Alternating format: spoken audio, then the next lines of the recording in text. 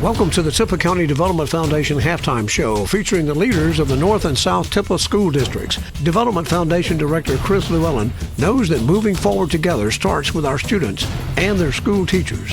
Find out how you can be a part of Tippah County moving forward together at tippahcounty.org. Hey everybody, it's Melinda. Welcome to the Tippah County Development Foundation Halftime Show. I hope you're enjoying the game so far. Today I have in Sun Bear Studio with me the principal of Falkner High School, Mr. Brad Pounders. Brad, thanks so much for coming to the studio today. You're welcome. I'm glad to be here. Okay, now Falkner is a K-12 school altogether, and you're the boss of the upper end. 6 through 12. 6 through 12. Okay. And you and I have known each other for a long time, haven't we, Brad? We have, probably going back 18 years from the time I was in South Tippah to now. Oh, my goodness. Time flies. Okay. And how long have you been the principal at Falkner? This is my third year that I just began. Okay. Third year at Falkner. How do you like it in North Tippah? I like it. It was a change of pace, but I've enjoyed it. Met a lot of great people that I wouldn't have got to have meeting otherwise, so I've enjoyed it a lot. The community's been great to me and my family. Of course, April had her bout with breast cancer, and my daughter's had her health conditions, and they've taken us in and treated us like family and been awesome to us. So I can't say enough good things about Falkner and North Tippah. Yeah, that was really just lucky for you that you got into such a close-knit community at just the time that you needed it. You needed all that good outside support, and I'm real glad you were there. Yes, ma'am, and we would have had that in South Tippah, too. That's a great school district, and Pine Grove's a great school, but Falkner's taken us in, and we've really been blessed. Yeah, so let's go back and talk about where were you before Falkner? Well, I spent 15 years in South Tippah. 13 of those 15 years were at Pine Grove, 2 different stints. I was assistant principal and coached fast pitch softball and boys basketball. Then I left for 2 years and went to Blue Mountain as principal. Then I came back and I was principal at Pine Grove for 6 years. And then went to Falkner. Okay, yeah, gosh, we have been around the block together, hadn't we? A little bit. I'm getting close to the finish line, though. It's in sight. Okay, so how many years in education do you have altogether? This is my 26th year, but counting my sick leave, I have right at 27. Okay, so you kind of are getting on toward those golden years where you can retire if you want to. I am. You want a job at the radio station? Sure. I don't know what I would bring to the table, but sure. Well, let's talk about Falkner. Tell me all the good things that are happening at your school. Of course, the past couple of years, our test scores have not been great, but we got our preliminary scores in last week, and it showed we skipped a letter grade and went from a D to a B. We're hoping that sticks.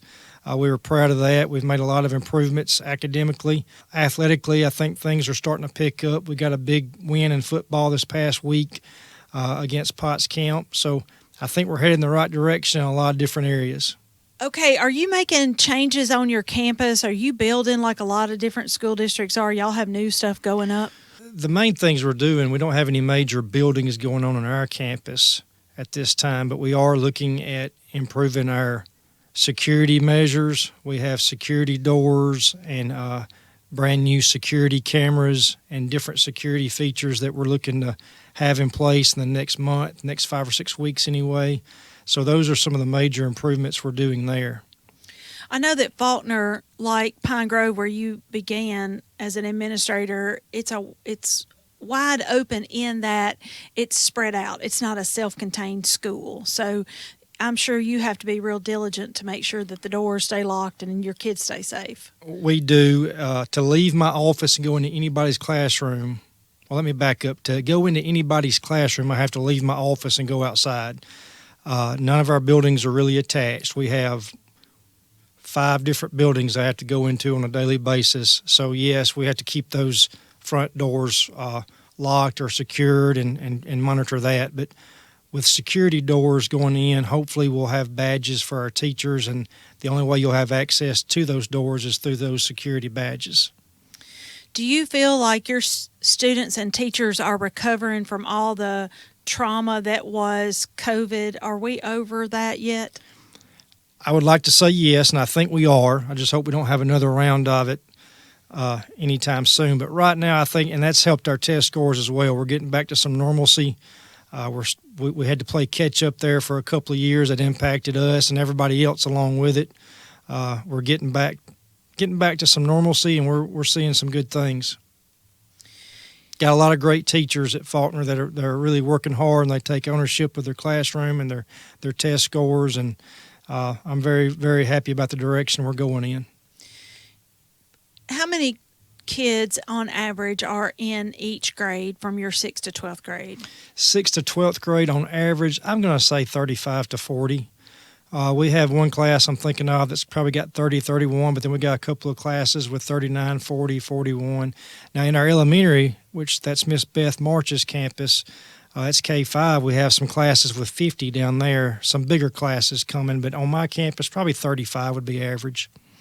And so you have teachers who teach 7th graders and then teach them again when they're 10th or 11th grade? Possibly. I have teachers that teach across junior high and high school. I have an 8th grade math teacher that also teaches geometry. I have an 8th grade science teacher that teaches some science electives and so forth. So, yes, we have to, share across junior high and high school. I imagine that's good for the teachers thinking long term. They can begin what they need to know at the end when they're in junior high. Well, they do. When they get them in high school, if they've had them in junior high, it gives them a chance to know where that kid's coming from, and it doesn't take that first month to get to know the student. They kind of already do that. So having been around the block, Brad, and you've been at a few different schools, and you've been the administrator in a few schools, what do you think is true at all the schools? What do you see repeat itself everywhere you go? Well, great teaching is great teaching wherever you're at, and when you have good teachers, you have an opportunity to have a good school, and that's true no matter where you're at. It's kind of like coaching, which I had a background in coaching. Fundamentals are fundamentals. Getting to class on time, being prepared, having your head screwed on straight, so to speak, and being ready to learn. Those things never go out of style. It's wherever you're at, no matter what year it is, that's going to be in fashion to do that, and it's going to benefit you if you're a student to do that. All the schools that you've been in are relatively small, I would say. What are some of the benefits? I mean, Pine Grove might be a little bigger than it is. It's a little bit bigger school, but not gigantic. So relatively small schools. What are the benefits to being in a small school? I can name for you the things that are difficult about it, like master schedules are harder in small schools because you're having to, make sure your junior high schedule meets up with your high school schedule because you share teachers like we just alluded to. Master schedules are very difficult at small schools. The advantages, everybody. You know their name. You know where they go to church. You know their mom and their daddy and where they work. You get a chance to develop those relationships, and which really helps out in the classroom in a lot of ways too. So I think that would be one of the advantages to a small school. What do you see for the future of Falkner High School? Hopefully an A rating in the next couple of years, and to continue to produce good kids and good adults, and so that they go out in the world and hopefully come back to Falkner and Tippah County and North Tippah and contribute, back to where they came from. I know that at the district office, at the North Tippah district office, they are including a lot of new technical programs. Are your students going to those? Are they enjoying that? Hopefully they will begin that in the next few weeks, and I think when they do, they will enjoy that. It's going to be a lot of hands-on activities, a lot of things that they can do with their hands to make things and to create things, and they're going to be able to use their artistic abilities and think outside the box and do some things like that. And for instance, we have what we call an Elite Eagles board, where we have our proficient, advanced, and the students who showed growth. We've got a banner being made at central office that we're going to be hanging in our hallways to recognize those kids. And those are some things that they will learn how to do on their own when they go up there as well. Oh, they're making the banner themselves. Well, our IT guy, Mr. John Eaton, is making our banner, but these kids will learn how to operate that same printer to make things like that, yes. Okay, the future is really bright for high schools in Mississippi right now, I think, because we're really hitting that career in tech. they have so much more access to things that me and you had. It's not even funny. I mean, it's just they're introduced to different ways of thinking and different jobs and different careers to hopefully get them on the right path. Whereas when we were growing up, it was college or work, and that was it. I mean, there was no in between. But college is not for everybody. I wish I knew some of these trades. I wish I had an opportunity to learn some of the things these kids are having an opportunity to learn. And if they take advantage of it, there's some really good careers waiting for them. Yeah, I know. I was never allowed to go to vocational classes. I had all that college track stuff to do, and I really wanted to go. I really wanted to go and learn some of that, and I feel like my education would have been better if I had been allowed to go do that. Well, probably. And back when I was growing up, it wasn't something that was pushed. Right. You either had to choose college track or the workforce. There was no intermingling, I guess you would say.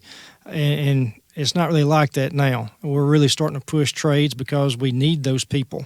Those people are vital to our world we live in and to our society and to our community. And we need to push those people who have those skills to go into those trades. Yeah, I agree. That's awesome. I'm glad that you guys are on top of all that and getting that going. Okay, Brad, I have watched you go through 3 different schools, and each school when you left was better than when you got there, and that is a hallmark of a great leader.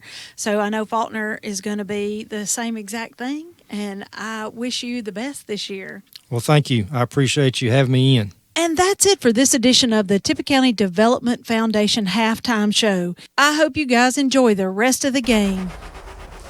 This halftime show has been brought to you by the Tippah County Development Foundation, moving Tippah County forward together. Now we take you back to the second half of tonight's game.